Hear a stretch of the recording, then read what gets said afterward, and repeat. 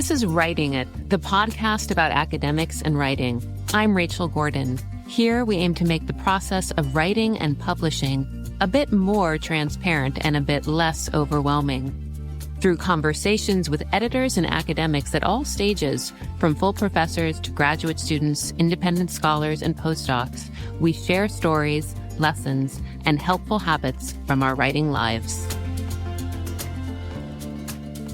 We're really delighted to get to speak with Tim Shenk today, who is a historian of the modern United States with a particular interest in political and intellectual history. His latest book, Left Adrift: What Happened to Liberal Politics, was published by Columbia Global Reports, and his book before that was Realigners: Partisan Hack Political Visionaries and the Struggle to Rule American Democracy. It was named one of the best political books of 2022 by the Wall Street Journal, and he's currently working on an intellectual biography of the American economy, which is under contract with Princeton University Press. And you are an assistant professor at George Washington. It sounds like you are still a senior editor at Dissent, which is what you were doing before you started your professorship. This seems like an unusual trajectory for someone with a PhD. Can you tell us how that happened? Did you get your PhD and then become an editor? How did that come about? Well, given the state of the academic job market right now, I'm not sure what a usual trajectory is anymore. Oh, by the way, thanks for having me. Really excited about the conversation. My pleasure. So what happened is that I was at Columbia for my PhD, started in 2009, graduated after a leisurely 7 years in 2017. And one of the reasons why it took so long is that I did a lot of writing for more general audiences when I was in grad school. And I think a lot of this was partly a function of my own interests. The type of historians who I had always been most excited about, most drawn to, whether it was dorky high school me reading Richard Hofstadter and Gary Wills, or more professionally aspiring me working with Eric Foner, Susan Peterson, Sam Moines, or a host of figures at Columbia in particular who always tried to have sort of one foot in the world of scholarship and another in the sort of wider world of ideas. So with that in mind, and just the fact of being in New York City, having some friends who were writing for places like Dissent, it was easy for me, while making headway on the dissertation book, to spend some time writing an occasional article here or there. And that just piled up so that by 2017, when I was leaving Columbia, I was starting a postdoc at WashU, I also got this offer to be a book review editor at Dissent. And I should say that at Dissent, there's this division of labor within the magazine where there are some folks who it's a full-time job, they're paid. There are others who it's more of a part-time effort. And we have historically relied on academics for that kind of work. So I was while going in first grad school, then postdoc, and later teaching on the tenure track at GW, I was doing a lot of this volunteer work for Dissent. So it started off as book review editor. Then in 2018, I took over as co-editor. And then after 6 years in 2024, stepped down as co-editor, became a senior editor, which is involved with the magazine still, but not in the day-to-day production of the thing.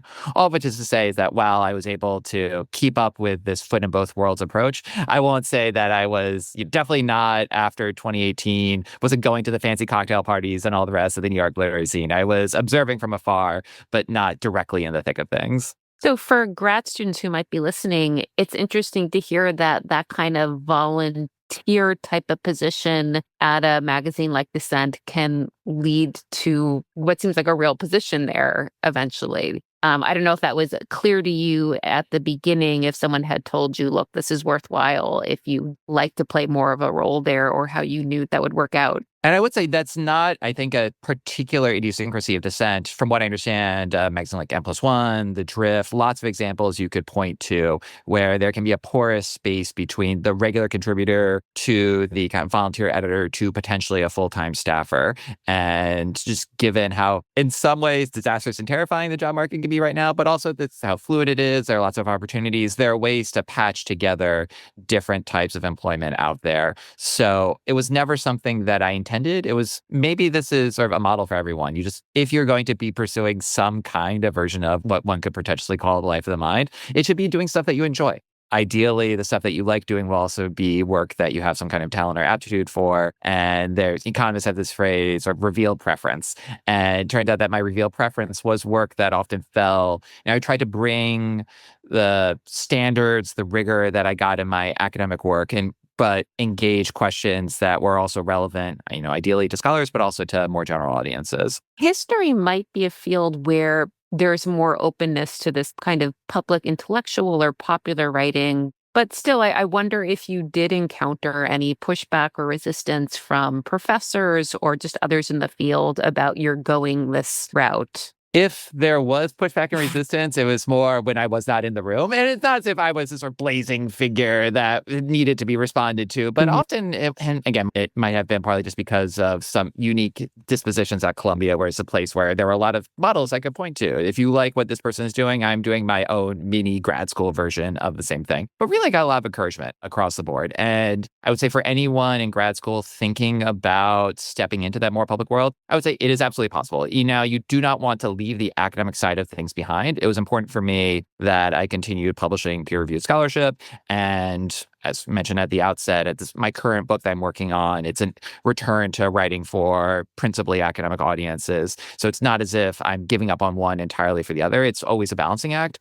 But I think that there's a lot of openness to the idea that a combination of scholarly and general interested writing is part of a fully rounded intellectual life. So while I'm sure that there are people out there who would be disgruntled either with the work that I was doing or with other folks trying to have a foot in both camps, I think that much more often it was support for someone just trying to bring a serious type of at least scholarly orientation into the wider world.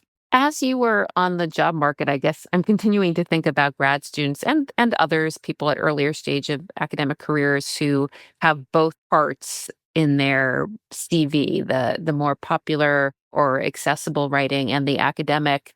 Was there any particular way you thought about presenting that in your, I don't know, cover letters, job materials, just sort of as you were on the market? Were you trying to put in the foreground the academic and trying to, like, I'm just imagining maybe trying to show that this isn't like your main thing when you're talking to academics? How did you think about how to present yourself that way?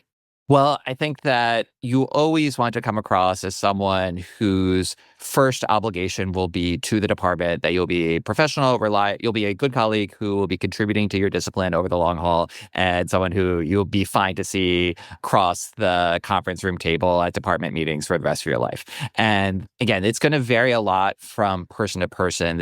These are naturally pretty idiosyncratic enterprises. But when I was on the market, I was working on realigners, and I would always say that this is a book that, while it's coming out with a trade press, in this case it was FSG, it's a trade press that has published work from insert historians who are recognized within the discipline here. And that this is a book that is written with, yes, an eye on a popular audience, but also I intend for it to make a serious scholarly contribution. I want to be reviewed by serious journals.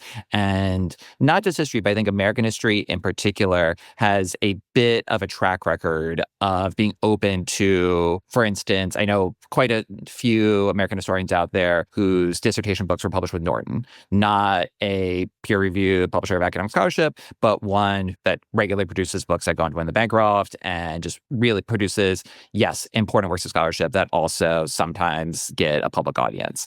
And making clear that in the wide world of potentially public-facing work that's out there, that I fall on this side of the line. And oh, by the way, I have this dissertation. It's coming out of Princeton. Here's what I'm doing here. Here's my job talk, which is entirely about this article that's in the process of publication. Here's my goals as a teacher. Here's where I think I'll fit into the department. Making sure that you tick every box so that the public work fits into a portrait of you as an intellectual who will be a useful presence in the department, but not as if my entire reason for being is to maybe get an op-ed in the New York Times someday. I don't think that's a good way to think about your intellectual life, and it's definitely not a good way to sell yourself to potential colleagues. With the giant asterisk here being that, again, given the terrible state of the academic job market, I'm not sure which colleagues are out there to be sold to. But when I was there in what felt awful at the time, but I now think of as the good old days of 2016 to 2020, this at least was a kind of plausible pitch that you can make. That's really helpful. Thanks. So it sounds like this book that's coming out with Princeton was actually the dissertation. Is that right? Yeah, and this is, again, potentially relevant because the model that I stumbled onto, I know that there are a few people who found themselves in a similar position. So get my PhD 2016, and I was lucky enough to have a postdoc, but it was for 2 years. I wasn't sure what was coming after. And not sure if you're aware, 2016, big year for American politics. And I was able, in the sort of surge of enthusiasm around sort of excitement and absolute terror around Trump's election, especially in progressive circles, there's this Trump bump in publishing that I was able to hop onto with this trade-ish book, Realigners, that I was able to get not a massive advance, but enough of advance that in addition to some postdoc work and stuff at Dissent I was doing, I was able to patch together a kind of security blanket for my I was able to pay the bills. I was able to keep up my side of the bills with my wife while I was in postdoc purgatory, which gave me a little bit of freedom to do this book that I was really excited about. So working on Realigners, that comes out, satisfied that contract. Then I stumbled on the work that ended this research project that led me to write Left Adrift. And I felt, okay, I can't not do this. And then the point is, on the other side of this process, after having published Realigners, which was a book that I was invested in, I think it has significant, and I at least wanted it to have a real intellectual message and to try and do some good politically. Then Left Adrift, which I just couldn't not write because the story was too tempting. Going back to this decision book, which I also really believe in, and I hope will be better for not being the sort of load-bearing book that has to represent everything I view in the world, which, at least in history, I think is a real temptation. The dissertation books, so often, there can be great ideas there, but they're buried under the need to show that you've gone to every archive on the damn planet, and having it be a little bit lighter as a consequence and come in wanting to make a clear, crisp argument over XD pages that you'll be able to dig into in a reasonable amount of time, but then move on with your life. Anyway, the hope is that the dissertation book will be stronger as a work of scholarship because I am ideally, or hopefully, also a better writer on the other side of this process. That being a better writer, curious, did the work at Dissent, has that shaped you as a writer, or how has it influenced your writing? So the work at Dissent is, in particular, the editing taught me how to write essays. And unfortunately, in my experience, the only way to learn how to write books is to write books. And it just is more of a different beast than I think I appreciated going into this. I do think the economy book will be my fourth. I hope that at this point I've got the formula down, or at least I have a sense of what works for me. But the great thing that happened at Dissent, and I think this could take place for all sorts of people in different venues, as long as you get yourself into the role of an editor who is just seeing lots of different pieces come down the pipeline. And the analogy that comes to mind, I've been told that there's a difference between the home chef and the professional chef in many respects. But there's one where a friend of mine who's a chef told me, you think you cut an onion if you cut one onion every day for 20 years. No, you know how to cut an onion if you cut 1,000 over one night at a restaurant and when you're on the line. So there is a kind of scale of experience that you get as an editor where you're not just working over your piece, you're seeing all these pieces coming through, and you just really get a sense in your bones of how these things are supposed to work and different models that you can use, which one works best for you, that kind of thing. And so it might sound cliche, or trite and predictable, but the great experience of being an editor at Dissent is you learn how to edit pieces, and you can take those tricks and you can apply them to your own work. And that experience, in addition to just seeing how the sausage is made behind the scenes, what kind of pitches get picked up, that kind of thing, was really invaluable. In terms of writing books, I mean, this is the fourth that you have coming out. It seems like a lot in a little time, especially you had one in 2022 and then one in 2024, and then this upcoming one. How did you produce so much so quickly? Well, that's the benefit of the book contract, and the sad kind of benefit of being in postdoc purgatory for not 2 years, but 4 years, was that I had a year and a half when I was teaching at WashU, and then 2.5 years where I was writing full-time, researching full-time. And that's where Realigners was really top of mind for me. And then I was lucky enough, after I got the job at GW, I got a fellowship through the NEH, which, again, the disastrous state of things now, I'm pretty sure that road might be closed to folks coming down the line. But I had an extra year to work on Realigners. And I will say, an interesting contrast. So I spent, for anyone who's interested in a trade book, different agents have different approaches to this. My agent really encouraged me to go big for the proposal, not just in terms of ideas, but in terms of page count. And I think it was over 100 pages that I ended up writing for my proposal. So really, it took months working on that thing. So I had this proposal, I was proud of it. But then as I was writing realigners, I was throwing things out, drastically revising. The book that I pitched in the proposal is just very different from the book that I ended up publishing. And I think realigners is better for that process. But the point is that just took a lot of time. But a benefit of having gone through that is for Left Adrift, that was a case where, in addition to, I wrote the book partly because it was a subject I was really invested in, I also felt I was drawing on the lessons of how to write a book that I just internalized from realigners. It was a case where I see the matrix here. I see what this chapter is, I see what the chapter outline is going to be, the broad arc. And instead of having the 100-page proposal that I worked over with an editor for months, I dashed off a 3-page proposal, happened to know the folks at Columbia Global Report already, and it was 3 pages, and submitted that in, I guess it was maybe the summer of 2022, because it was right before Realigners came out, then used GW to teach a class on what the book was going to be over the next year, then wrote it in a dash over that summer, and then was revising so that it was able to come out in October of 24. So that contrast of sort of the agonized reworking over again and again experience with realigners compared to dashing it off for Left Adrift. And now when I'm returning to the dissertation book, it's fun to take those lessons I've learned for not how to write the best book, but the best book that I can in a given period of time. Like I already, I revised it. I'm writing 1 chapter from scratch for this dissertation book, and I've got the research done, and I can feel the temptation to go back into grad student mode where you just spend months and months and months mastering every source. And I tell myself, no, what we are going to do instead of that is realize that 200 pages of notes is more than enough to write a chapter with what you have already. Go put out the outline. If you have things you need to fill in later, you will go do that. But at a certain point, at least for historians, there's a way in which research can become semi-productive procrastination. And it is much better just to have your detailed plan of attack and get in the trenches as quickly as possible. So all of which is to say that one reason why I'm able to at least seem pretty productive is that it's just a variety of factors. 1, the benefits of joblessness, and 2, learning how to write the type of book that I want to write over this experience. With Realigners, which, just to remind listeners, this is Realigners, Partisan Hacks, Political Visionaries, and the Struggle to Rule American Democracy, which was the 2022 book. So you had that long proposal. We've spoken to several guests who've written these, like you're saying, like an 100-page book proposal that the trade press editors sometimes need now, I guess, especially when it's a first book. I know these proposals probably vary, but was this you telling the story in 100 pages, or what all goes into that or went into it for you?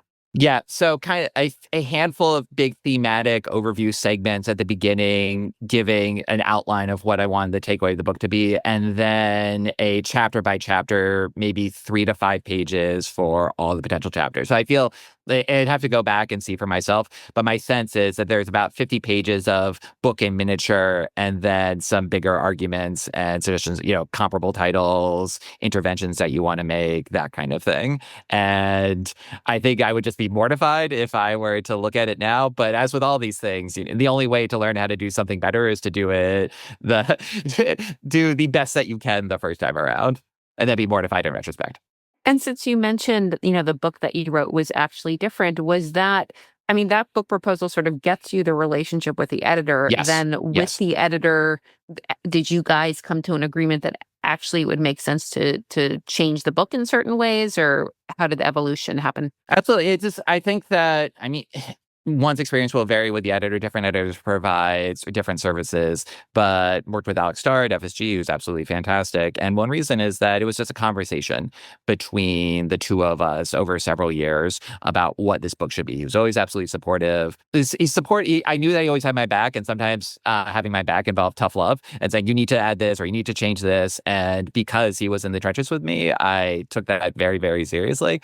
But I think that when you're looking for a trade press, when academics are considering trade press versus a popular press, I think there are a lot of misconceptions about what a trade press can do. And this is something I saw at Dissent. There can be this belief belief that, oh, they just have these wonderful publicity departments that are able to get your book attention. No, like what the publicity department can do is send an email. They can send lots of emails to lots of different people that if you are a person of any provenance, and I'm not saying that co-editor of Dissent was not like, the Booker for the Ezra Klein show, I'm sure is like absolutely inundated. But even me in my smaller scale was like, oh my God, just another email from a publicist that I'm not going to read. That there's no magic power that the trade press has for that. What you can have, though, is an editor who might not be the kind of at Knopf in the 1950s or the Robert Caro, the Caro Gottlieb, or going over every line together, but will be both an advocate for your project within the publishing house, will be the practical person who makes sure that the wheels keep turning and that the trains run on time, and will be a great person to talk over this subject with for years and years and years. And although I'm having a fantastic experience with the folks at Princeton, I think that it's not reasonable to expect that type of relationship from a overstressed university press editor who just has so many other projects to oversee. So if you're thinking about going the trade route, I actually wouldn't do it because you think that this is the best way to make a public splash. There are plenty of academic works that just put in the shade 95% of what trade press has put out. But if you want that type of relationship with an editor, that is something that a good trade press actually can provide. That is a question I know some of our listeners have had, and we've had academic press editors on who have said, honestly, at best, I'm reading the introduction, and I'm not always reading the full introduction. And so I know among academics, the dream or the hope is often that at a trade press, you actually have an editor who edits, and maybe there's even discussion. It sounds like that's been something of your experience. Oh, absolutely. And this is a serious intellectual partner, someone who is just a smart person to bounce ideas off of. That is a reasonable request. You might not get it still. It's a very, very tough job out there. But I promise, like, again, Alex is someone who I had that relationship with at FSG. He's fantastic, but he's also not the only one. There are great editors out there who take this part of their job seriously, and great agents, too, who can help shape your project to guide you from that academic environment into the wider world. It can be done. Now, there are lots of ways in which it can go sideways as well. But that if you are looking to make that trade jump, I would say do it with that goal in mind, not necessarily with the hope that you will automatically have, every book review in the nation marching a path to your door. Since you are now publishing with an academic press, is that for tenure and promotion reasons, or why jump back into academic press now? And this is, I think, might have come across in my answer about my own publication history. So much of this is just contingent. And it's partly because when I was in grad school, I had a great coffee with Eric Crahan, who was then at Princeton, still at Princeton, and he just signed me up right away. So Princeton's been very generous in extending deadlines for me over the years. At first, I was like, oh, I was going to write this economy book, but I've got this other thing with FSG that, I was going to come right back after. But there's this thing with Columbia Global Reports. They've been infinitely patient with me, which has been wonderful. So if the conversation with an editor is one of the best reasons to go for a trade press, I'd say that freedom to follow your own path, regardless of commercial implications, is the best reason to go for the academic press. It's this intellectual biography of the economy is a subject that I care about. It's an argument that I want to make on my own terms. And I don't want to think about there will be characters in the book. It will hopefully be written in an accessible style. But this is just a subject that I think I care a lot about, and I imagine it's going to be mostly of interest to other scholars. Now, when the book comes out, I will want this erased from the record so that I can try and persuade editors and other folks to have me come on to talk about the book or have the book reviewed or whatever. But I just think that I'm very, very, very, very lucky to have this one of the very few tenure track positions in American history out there right now. And I think that with it comes the freedom to write more of a purely scholarly book if that's what you want to write. And it's not the only thing I'm going to write over my career. I hope that the draft that I finish this summer is basically the final draft, and then I'll come up with something new. But I just think it makes sense for this project. And that freedom and that independence is something that at a good academic press you should expect.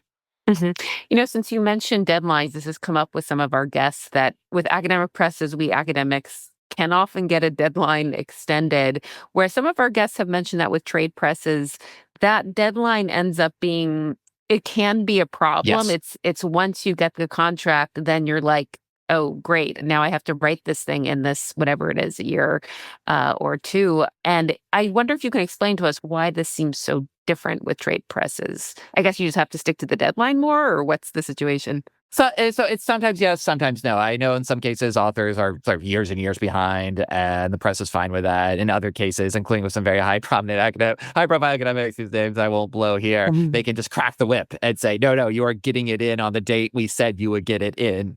Understand? But the journalist in me says, good, that deadlines are liberating if you look at them in the correct perspective. And if you are not ready to put yourself under the gun like that, then you shouldn't be going the trade press route. And I think that being forced to be productive is not the worst thing to happen to an academic, maybe especially a senior late career academic who will, just because of their position, have lots of demands on their attention. And if what it takes to force you to say no to another review or another conference or another project that is good in itself, but ultimately a distraction, if the deadline is what it takes to get you to make those hard no's, then good. That's useful. It'll get you to finish the book a lot earlier than you would otherwise. As for why this happens, I think that it is kind of insane to us. I think we should more treat it as lucky and exceptional that university press editors are able to be so flexible, and just not be surprised that the rest of our world expects us to stick roughly to the deadlines that we sign a contract agreeing to abide by. Yeah, it is kind of a luxury. And listen, also, like, there are trends, and you don't want Yeah. to be completely behind. Again, you can get lucky, you can or unlucky, depending, but it is reasonable to expect publishers in a competitive marketplace where everyone is battling for attention to want to be as close to the curve or ahead of the curve as they can get. You also write a lot of op-eds. I know some listeners wonder, how does one get an op-ed in the New York Times? I think sometimes agents know which editors to pitch, or it's sort of a matter of knowing people. From your experience or other op-ed writers you know, how does this work for some academics? So it definitely helps to know people in advance. And if you have someone in your friend network who has published with a place like the Times before, asking who their editor is, like, absolutely fine. Go ahead and do that. I will say that, so in my experience with, like, the Times in particular, it's a useful case. The way the editorial process works is that they have different editors who are assigned to different fields, broadly speaking. And I wrote a piece back in 2020 for them with one editor. Then time passes, and it's actually when Realigners was coming out. Another person in this giant apparatus that they have, another staffer at the Times, Laura Reston, who's absolutely fantastic, one of the best people I've ever worked with. She got in touch with me not because I had published something with them before, but because she had worked at the New Republic. I had written some longer essays for them. I think I actually never talked with Laura about how she came across me, but my guess is that I was writing some longer pieces for the New Republic while she was there. We didn't work together directly, but she's probably aware of me through that. And then I just tweeted out, like, oh, Realigners, it's coming, blah. And she's like, she asked, oh, do you have anything that you think would be useful to share, an excerpt or whatever? And I had exactly something that I thought would be useful to share. And in that case, what I was a real privilege to be able to do is, after lots of work with Laura, they ended up publishing a piece that was more of an essay than an op-ed. It was around, I think, 3,000 words.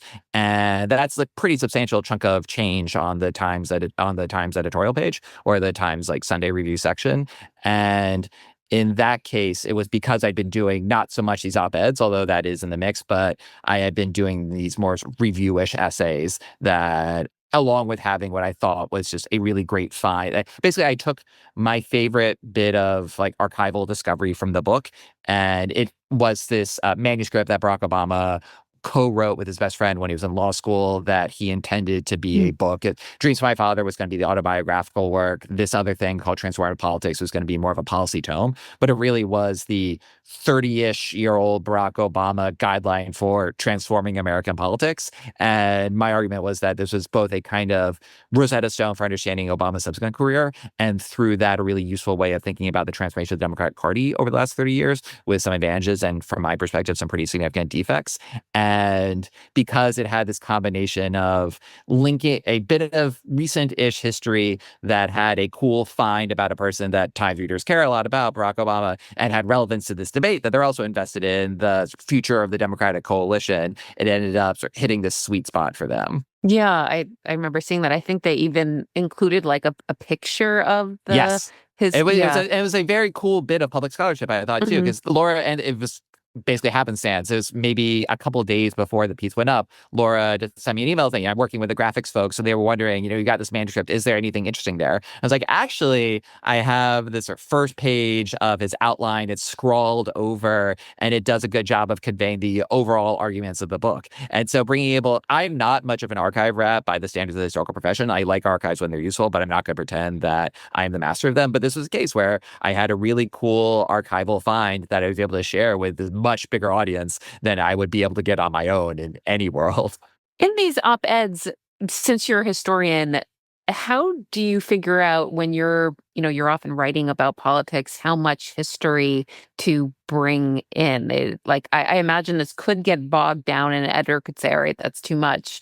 But you seem to know how much to, tell the rest of us. How do you figure that out? This is where editors are able to do a much better than I would. If it had been up to me, that Obama piece, for instance, you could do a lot on Obama's experience in Chicago in the 1980s, transformation of the Democratic Party. And these were one piece of somewhere between an advice and a warning for people who want to do this stuff. It is hard. It is hard.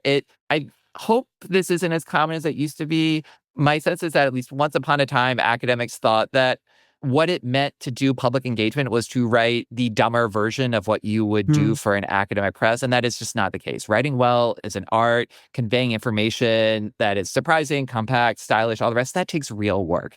And been lucky enough to have these two longer pieces come out thanks to Laura's work at the Times. And in both cases, I worked harder on those things than I have on anything else in my life. And she really put myself through, she really put me through my paces. Like, again, I had a great years-long conversation with Alex, but that type of line by line, working things over again and again in this sort of concert experience, that was what I had with Laura for those two, first the Obama piece and this later one I published last year around Left Adrift for the Times. And that was a fantastic editorial experience in a different way. And one reason is that Laura was the person who could tell me, and this 1,000 words on Chicago in the 80s, that is going to go and it's going to be replaced by 1,000 words on what Democrats should do next.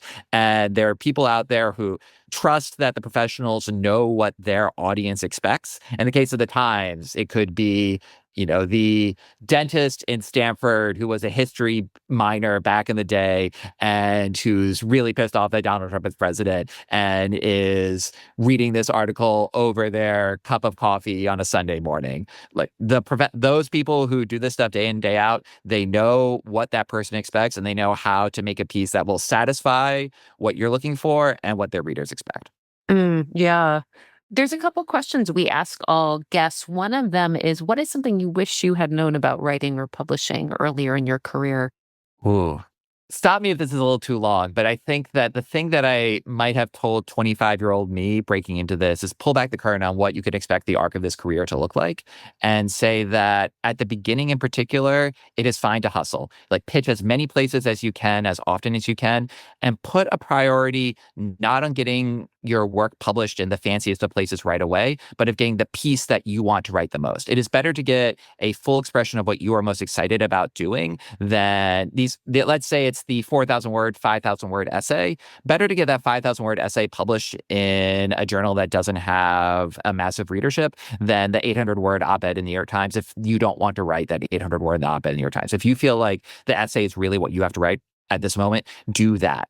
And the great metric of success is if you do a good job with that first piece, then it's actually a line that I steal from Chris Rock, which is, that work is good if it leads to more work. If you get there are editors out there in this case who are just scouring constantly looking for new writers. If there's something that really lands, that's really good, then someone will probably find it. And then in my case, I started off writing for places like Jacobin and Dissent. Those are great places. I'm still happy to write for them now. But that led to offers to write for The Nation and The Republic, then sort of The Guardian, London Review of Books, then ultimately The Times. So if good work begets more good work. So hustle as much as you can at the beginning, pitch everywhere. The worst that someone can say is no, and that's fine. But also be aware that what you most want to be doing at that early stage is work that shows what you can do that nobody else can. Don't be afraid to dig into a particular lane of expertise to distinguish yourself from everything else at the beginning. Don't think that you have to be a generalist. Think, what is the contribution that I have? What is the thing I have to say that nobody else is saying? And especially if you have a distinctive way of saying it, even better.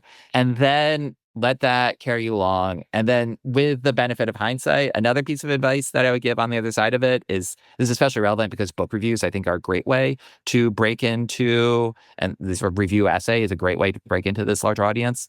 Don't be afraid to pitch editors, but do remember that when you're writing a review of a book, that there's a person on the other side of it, a person who put a lot of time into writing that book. And I think that when I was starting at the beginning, a sense that maybe there's kind of like a juvenile braggadocio or machismo, maybe especially for younger male writers, that comes through where you want to feel as if you're doing that sort of Norman Mailer in the streets in the 1950s, throwing elbows.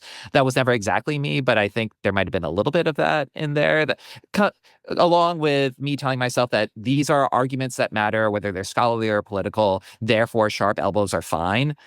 And that is true, but don't use that as a license to be a dick. Be aware that there's a person on the other side of this. And, there's a line from E. Schattschneider, the great political scientist, I often end up quoting, which is, if you want to draw a crowd, start a fight. That is fair. There's a time and a place for that. But I will say, just personally, something that made me very happy, got a request to write a review just the other day. And with the dissertation book looming, my inclination is to say no to pretty much everything.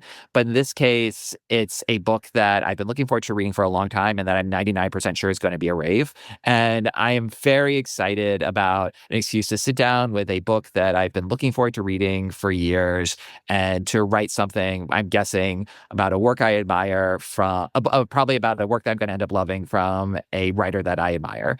And that is very satisfying to me in a way that the more pugilistic writing of my earlier period ended up not being. I'm curious if you're having your own books come out and reviewed, has that affected how you think about writing reviews? Oh, absolutely. There's a little bit sort of, and this is the word of caution too. Tina Fey has this line, I think she was giving advice to Bowen Yang, where opinions are expensive. And you realize that people can be petty. Like, I hope I'm not petty, but that someone who might seem like this distant figure who you can never touch is like, I probably will end up at least skimming over that review, and they will remember what you say. And being a little diplomatic, that doesn't hurt anyone. So there's a self-interested reason for this as well. I will say too, yeah, there's some authors who will say that they never read their reviews. Great for them. I read my reviews. I'm curious what people say. And I am struck by how even in favorable reviews, it's very often the case where you're like, well, that's actually wrong, or it's easy to pick up those sort of the little factual errors and all the rest. And I understand that people are writing under pretty constrained circumstances, but it is fair to say, have a better sense of what the author's perspective looks like on the other side of this process. Another question we've been asking guests is if there is a writing habit or practice that works for you. The best one that I have, which I used in grad school and I'm trying to get back into more consistently now. So a few, but the most basic one that I think is relevant for everyone is just like shut off the internet. I have freedom. I've used it more or less religiously for over a decade at this point, and just blocking the internet so that in my case, I am at my happiest as a writer when I just get to my desk. Let's say it's 9 a.m. And now, because I'm old, it'll be after dropping the kids off at school. And I turn on Freedom for 8 hours and put my phone in the kitchen. So it's somewhere as far away from me as possible, debating getting one of those safes that you can't open until like some time limit has passed, and just denying myself access to the internet. And in this case, the particular method of writing that works for me is the research phase is lots and lots of reading. Then I'll end up at a point where I just force myself to call a stop and start writing notes. And I might end up with, as I was saying earlier, maybe like around 200 pages of notes. I take those 200 pages, read through them, and condense them to the most interesting of those notes. And while I'm doing that, I'm also thinking about what I want the outline of the chapter to be. And this is one of those benefits of editing Dissent, is I just learned to think about pieces and eventually chapters structurally. And a difference in how I am rewriting the dissertation book now compared to when I I was writing the dissertation, is that I am just thinking obsessively about what are the 6 main points I want to make I've got 2 chapters to work on this summer. What are the 6 main points I want to make in this chapter? How do they lead into the next chapter? And what is the overall story I'm telling in the book? And being aware that a chapter is not this big, sprawling expression of everything, but a concentrated argument that out of all, there's a line that one of my professors used in grad school, which I come back to more and more, which is that books are made by what you leave out. And that is just so profoundly true, at least for history. And going from my giant 200 pages of notes to my tighter 50 pages of notes, turning that into an outline, which ends up being a kind of paragraph by section, paragraph by paragraph outline. And then all this leaves me in a place where I'm able to turn off the internet when I start writing, because 90% of the thought for that chapter has already been done. Now there will be revising and lots of work after, but this model for me, I have just religiously adherent to at this point. There are all sorts of different ways that people can write books. I know this is the one that works for me. I don't know if I understood you right. Were you saying that you write for 8 hours a day, or? No. I just need to know that I can't have access to it. No. So my own writing process, when I feel like I'm at my most decently productive, I like to shoot for around 1,500 words a day. There are breaks for reading. Ideally, I'd like to be reading a novel when I'm writing something of my own, and breaks for walking around the neighborhood, listening to podcasts, all sorts of little distractions along the way. But so long as I hit my word quota and feel as if I'm making decent progress along my outline, that, if I just tell myself I'm not going to leave my desk. I'm not going to quit working for the day until I hit my work quota. If I hit my work quota at 2:00, that's great. I can clock out early. If it takes until 5 and I'm doing it right until the last second when I have to go pick the kids up from the bus stop, that's fine too. I'm not like hunched over the desk constantly. I'm coming up with other ways to procrastinate, but it might be a burst of 2 hours at the start, go for a walk, another 2 hours, have lunch, another 2 hours, and done. It varies. Sometimes if I'm more productive, I can get it just churned out in a morning, but whatever the goal is, some version of cut off the internet, have my outline that both explains what I have to do for the day and where this fits into the chapter and ultimately the book as a whole. That's how I can get something done. Some people have these rules about where they stop, or they stop when they're sort of excited about what's next. So when I was in grad school, I did my PhD at Columbia, they put the grad students in this dank and isolated top 2 floors of the main library, and we'd all be hunched over our little cubicles working. And one of the sort of procrastination methods I developed there. So, all right, time to take a walk around the cubicle zone. And one person had over their computer pasted the sign that said, or piece of paper that said, you don't have to feel creative in order to create.